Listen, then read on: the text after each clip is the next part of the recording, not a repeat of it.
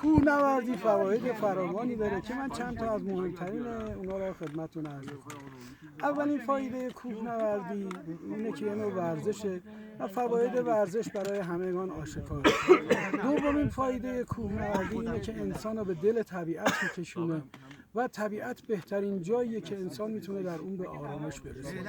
کوهنوردی مشکلات روانی و جسمی که ناشی از زندگی شهری و دوری از طبیعت کاهش میده.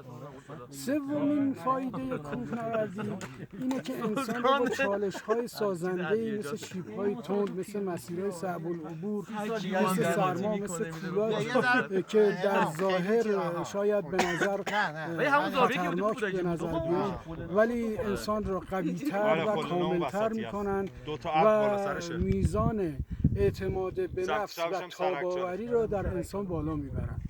چهارمین خاصیت کوهنوردی اینه که احساس رضایتمندی از زندگی رو در انسان تربیت میکنه و انسان میتونه از خیلی از رویدادهای معمولی مثل نوشیدن یک لیوان چایی، آب یا قهوه یا چند دقیقه استراحت که رویدادهای خیلی معمولی به نظر میرسن از اونها لذت فراوان ببره.